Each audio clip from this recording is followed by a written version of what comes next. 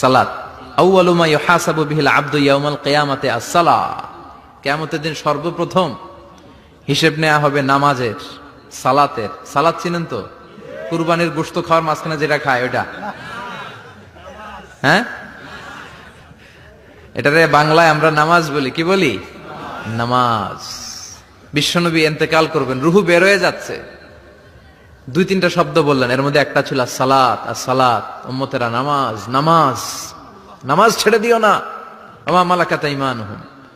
মানুষ ইন্তেকালের আগে শ্বাস বের হয়ে যাচ্ছে, রুহু চলে যাচ্ছে, ওই মুহূর্তে কি জরুরি কথা বলে নাকি ফালতু কথা বলে? সবচেয়ে জরুরি কথাটাই তখন সে বলে যায়, ঠিক কিনা? কথা বলেন। বিষ্ণু বলেছিলেন নামাজ। ওমরে ফারুক, ওনার কাছে আবু লুলু আল মাজুসি, এক অগ্নি উপাসক এসে বিচার দিল, ইয়া ওমর আল ফারুক, আমার মনিবের নাম হচ্ছে মুগীরা ইবনে শুবা, সে প্রতিদিন 4 দিরহাম করে আমার কাছে চার্জ করে। এত টাকা চার্জ করে কেন? উনি জিজ্ঞেস করলেন, তুমি কি কাম পারো? আমি খঞ্জর বানাইতে পারি। খঞ্জর চিনেন? ছোট্ট ছুরি, আরবরা পকেটে রাখে। ওমানের সুলতান কাবুসের ছবি দেখবেন, এখানে একটা খঞ্জর আছে। আমি খঞ্জর বানাইতে পারি। খঞ্জর বানাতে পারো? মদিনায় তো কেউ বানাতে পারে না, তুমি খঞ্জর বানাইতে পারো? তুমি তো অনেক টাকার মানুষ মিয়া, তোমার মনিব তো অল্প টাকায় চার্জ করছে, এটা দিতেই হবে। আবু লুলু কয়, ওমর তুমি সবার জন্য এত নরম, আমার জন্য গরম, তোমার আমি বুঝাবো। সে বাড়িতে যে একটা খঞ্জর বানালো, মাকবাদাতুহু ফি ওয়াসাতিহি, যে খঞ্জরের হ্যান্ডেল হচ্ছে মাঝখানে, দুই দিকে ধারালো ছুরি, এটা ধার দেয়। আর কয়, ওমর তোরে আমি বুঝাবো। প্রতিদিন ধার দেয়। সাইয়েদনা ওমরে ফারুক মসজিদে নববীর ইমাম, ওয়া কানু ইউসাল্লুনা বিগালাস, তখন ওনারা অন্ধকারে নামাজ পড়তেন আউয়াল ওয়াক্তে। আমরা তো দেরি করে পড়ি, সুন্নাহ অনুযায়ী আগে আগে পড়া ভালো। আপনি মসজিদুল হারামে গেলে দেখবেন যে কত আগে ফজর পড়ে, ফজরের 1-1.5 ঘন্টা পরে সূর্য ওঠে, ঠিক কিনা? তো সে একবার ছদ্মবেশে ফজরের সময় প্রথম কাতারে যে হাজির, আসলে কিন্তু মাজুসি, সূর্যের পূজা করে। খঞ্জরটা নিয়ে এসে দাঁড়ালেন। ওমরে ফারুক ফজরের সময় ঢুকলেন, বললেন আকিমিস সালাহ, একামত দাও। একামত দেয়া হলো। ওমরে ফারুক আল্লাহু আকবার বলে অন্ধকারে ফজরের সালাত শুরু করলেন। প্রথম রাকাত যখন পড়ে ফেললেন, রুকুতে যাবে, ইন দা মিন টাইম সে খঞ্জর বের করে ওমরে ফারুককে 3টা স্টেবিং করেছে।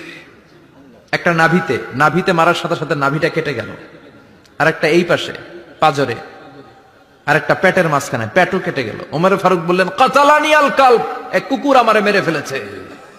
ওমরে ফারুককে পিছনে নিয়ে যাওয়া হলো।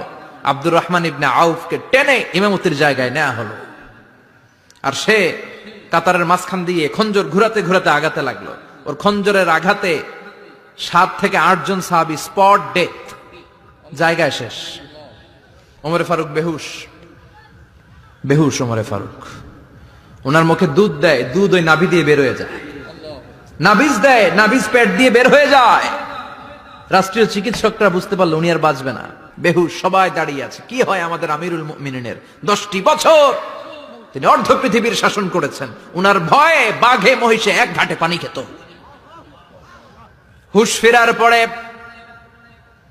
ওমরে ফারুক বলেন, আমারে মারছে কে? আমার কি অবস্থা, বাঁচবো কিনা? আমার ছেলে আব্দুল্লাহ কোথায়? আব্দুর রহমান কোথায়? আমার বিবিরা কোথায়? কত সম্পদ আমার আছে, কোথায় গেলে ভালো চিকিৎসা পাওয়া যাবে? কিচ্ছু সে বলে না।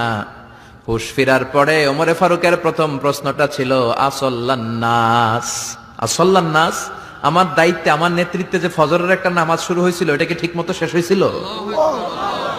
আসল্লান্নাস, মানুষের নামাজটা পড়ছিল, 1 রাকাতের দায়িত্ব পালন করতে পেরেছে, এরপর হুশ নাই। বাকি 1 রাকাতের কি হয়েছে? মুসল্লিদের কি হয়েছে? সালাতটা ওয়াক্ত মতো হয়েছে কিনা? আসল্লান্নাস, এটা ছিল ওমরে ফারুকের প্রশ্ন। সুবহানাল্লাহ কইবেন না?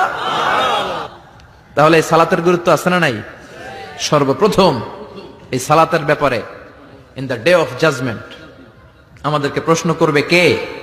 সালাতে কায়েম করো, সালাতে কায়েম করো, হবে সম্মানী তুমি, হবে জান্নাতি তুমি, হবে সম্মানী তুমি, হবে জান্নাতি তুমি, দিবে কাল হাসরে শীতল ছায়া আরশে আজিম, রব্বিয়াল আলা, রব্বিয়াল আযীম, রব্বিয়াল আলা, রব্বিয়াল আযীম। সুবহানাল্লাহ পড়েন। এজন্য নামাজ, এই নামাজ যাতে মিস হয়ে না যায়। সব মিস হতে পারে, নামাজ মিস হতে পারে না। আল্লাহ তুমি